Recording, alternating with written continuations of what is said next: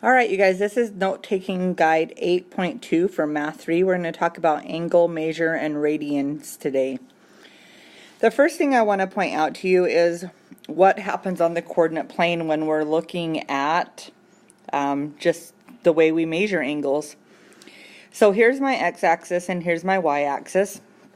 How many degrees does it take to get from the x-axis to the y-axis right here? Well, that's 90 degrees. So up here at the top, that would be a 90-degree measure up here at the top. And then another 90 degrees to get over to here. So this is where we're at 180 degrees. It's going to take another 90 degrees to get all the way back down here to the y-axis, which means we're going to be at 270 degrees. And then to finish all the way around, one full rotation has 360 degrees in it. So when we're trying to measure angles, we're going to start our angle measurement on the initial side of our angle, or our starting point of our angle will be over here on the positive x-axis. And then we'll go however far we need to, rotating counterclockwise to find the rest of our angle. So for instance, if I wanted a 100-degree angle, I would just come a little bit past 90 right here to make my angle, starting at the positive x-axis and ending wherever that degree measure would be. The angle is called in standard position if it starts on that positive x-axis like it's supposed to and rotates around counterclockwise. So over here it says, in a coordinate plane, an angle can be formed by fixing one ray called the initial side, that was this side I started over here, and rotating the other ray called the terminal side, terminal meaning ending is this side over here, about the vertex. An angle is in standard position if its vertex is at the origin and its initial side lies on the positive x-axis. So that's what we just did there. All right, so what we're going to do is we're going to practice graphing some of these angles. So the first one says draw an angle with the given measure in standard position, and it's 240 degrees. So they've already done this for us, but again, we start with our angle on the positive x-axis, and we rotate it around until we're at 240 degrees. So from here to here would be 90, plus another 90 would be 180. Down here would be 270, and 270 is too far. So I know I'm not going to go all the way to 270, and actually past 180, I really just need to go 60 degrees more to get to 240. So my 240 degree angle would be right here. Same thing with a 500 degree angle. This time though, we're going to have to do more than one rotation around, because if you remember, I was telling you that one full rotation is 360 degrees. So you can see that they started here on the positive x-axis. They went here, which was 90, 180, 270, 360, 450. And then another little bit to get to that 500 degree angle. So sometimes we have to take more than one rotation to get the angle that we need. The next one is a negative 50 degree angle. So the negative means that we're going in the opposite direction. Negative signs are always directional. So instead of going the direction that we would normally go, which would be counterclockwise, this actually tells me to go clockwise because the negative. So I'm going to take my angle and I'm going to go clockwise 50 degrees. So starting at the positive x-axis again, I'm going to go the opposite direction, which would be 50 degrees in the opposite direction instead of the direction that I normally go. Okay, so the next thing we're going to talk about is what a coterminal angle is. So a coterminal angle is an angle that's in the same position. So for instance, just a minute ago when we did that 500 degree angle, well, that 500 degree angle was more than one rotation around the coordinate plane. So a full rotation is 360 degrees. So if I were to take that full rotation, that extra rotation off, and just give this angle a name for where it's at in its position on the axis here, then I would just call this a 140 degree angle. And how did I find that? Well, I took the 500-degree angle that I started out with, and I subtracted the 360 degrees, which is one full rotation, and when I get my answer, I get 140 degrees. So what we're really saying here is that a 500-degree angle is exactly the same as a 400 or a 140-degree angle. So up here on these examples that are shown for us, it says find one positive and one negative coterminal angle for negative 45 degrees, and then the second problem for 395 degrees. So negative 45 degrees, to find a coterminal angle that's positive, I would add 360 degrees to it, because I would add that full rotation. And to find that find one that's negative, I would subtract a full rotation from it. So if you can see here, I subtracted that 360 degrees. The same thing's going to happen with that 390 degrees. I want to find one positive and one negative coterminal angle. Well, this one happened to be 395. I could take 395 and add 360 degrees to it for a coterminal angle and get a bigger coterminal angle. That totally will work, and that would be a 755 degree angle. But the way that the example chose to do it was they subtracted 365 degrees. If you take 395 and you subtract 360 degrees, then you're at 35 degrees, which is also a coterminal angle.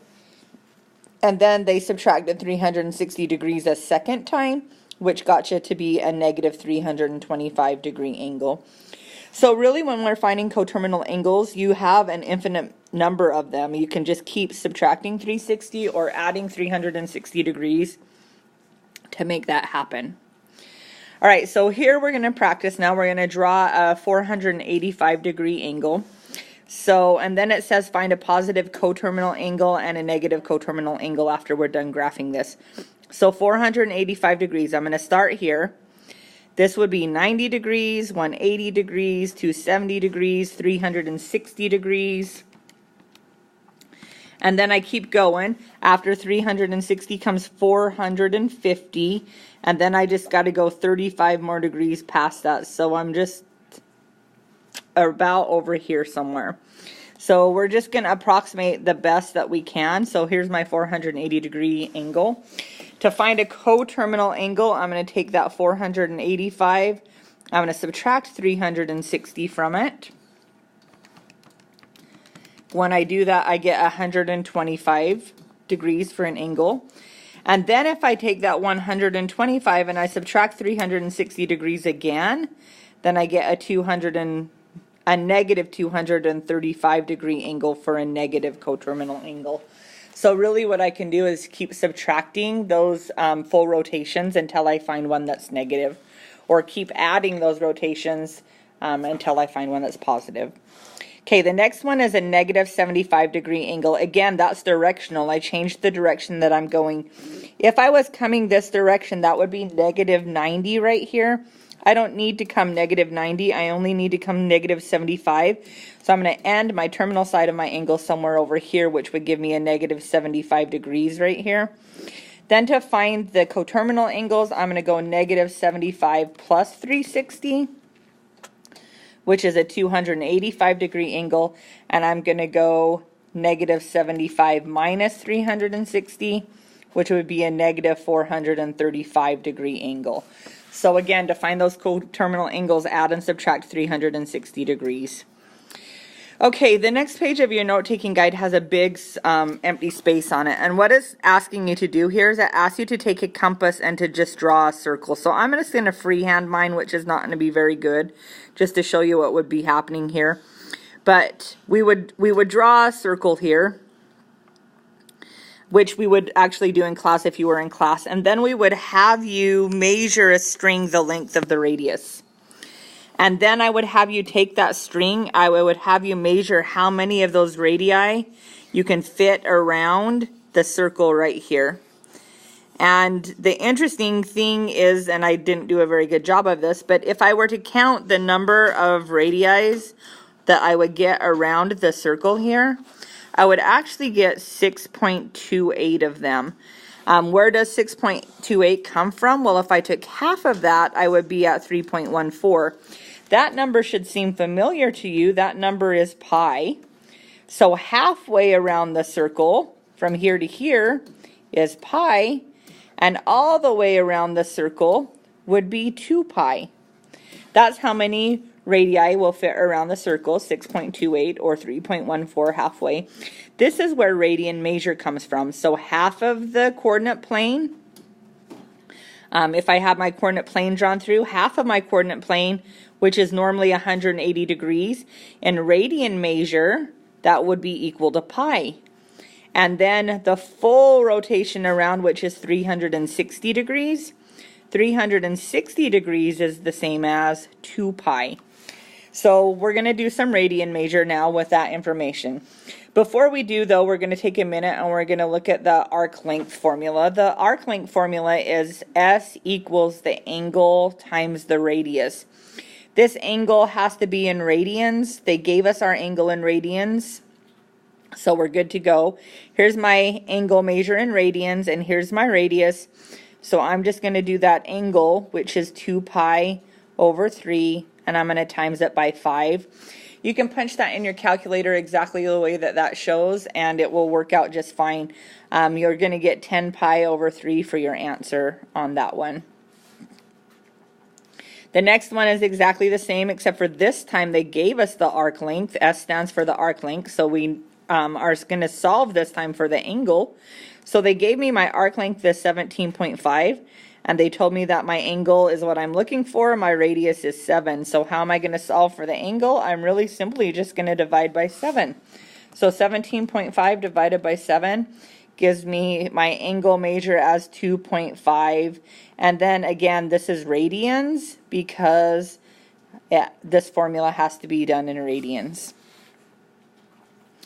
All right, so this is a really big truck here that has, we're going to look at the wheels on it for just a minute. It says this insanely large truck has a tire with a radius of 6.3 feet.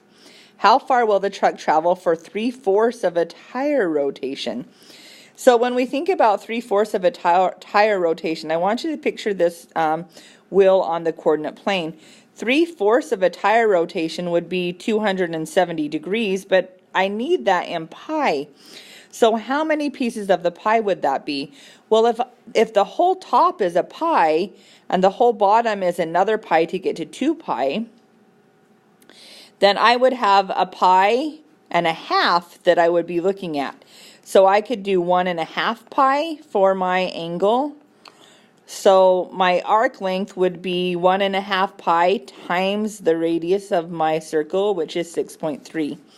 So I'm going to do 1.5 pi and then times it by 6.3, and that tells me that 3/4 of a rotation of that tire is 29.68 feet, which is actually quite a large amount of space to have that tire rotate.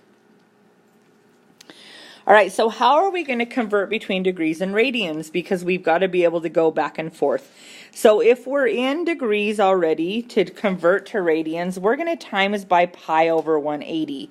We're going to let our calculator do the work, and it's going to make it really simple. If we're going the opposite direction, I'm going to times by 180 over pi, because I need to get the pi's on the radians to cancel so that I can just be back in degrees. So this example shows 125 degrees being changed to radians. They took the 125, they times it by pi over 180, let the calculator do the work, and they got 25 pi over 360.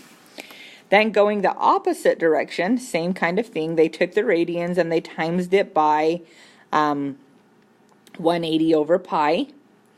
And then it canceled, and the calculator did the work and got a negative 15 degrees. So we're going to try this on our own now, and we're going to do it ourselves. So we're at 120 degrees right here. We got to change it to radians. So we're just going to times it by pi over 180. We're just going to punch that in our calculator exactly the way that is. So you're going to do 120, and then you're going to hit times, put your fraction in, use your pi key, and then put 180 on the bottom of your fraction. And it's going to do that math for you, and you're going to get 2 pi over 3 radians for 120 degrees. The next one says, how many degrees is 2 radians? Well, this time I'm already in radians, so I need to change to degrees now. So I'm going to times by 180 over pi. So 2 times 180 over pi, just do it on your calculator. And when you do that, it changes to 114.6 degrees. Then one more example here, we have pi fourths, and we need to change that to degrees. So we're going to times that by 180 over pi. I like to just cancel those pi's right there and just do the math. So 180 divided by 4 would be my answer, which is 45 degrees. All right, last page here. We're just going to check to make sure we can remember how to graph these angles, but this time we're going to do it in radians. So I've only shown you how to do it in degrees. So now we're going to do radians. I have a fraction here, 5 pi over 6. So every pi on my graph has to be broken into 6 pieces. If you remember, I was telling you that half of the coordinate plane is a pi and all the way around is a 2 pi. So what I'm going to do is I'm going to break this top part into 6 pieces, because every pi gets broken into 6 pieces. And I'm going to break this bottom part into 6 pieces, because then I have broken both of my pi's into 6 pieces. To graph this, I'm going to do 5 pi 6. So I'm going to start over here at the initial side of my angle, and I'm going to count 5 of my pi's. So 1, 2, 3, 4, 5. That angle right there would be 5 pi 6. So again, the bottom number tells me how to divide my pi's, and then I just count the number of them.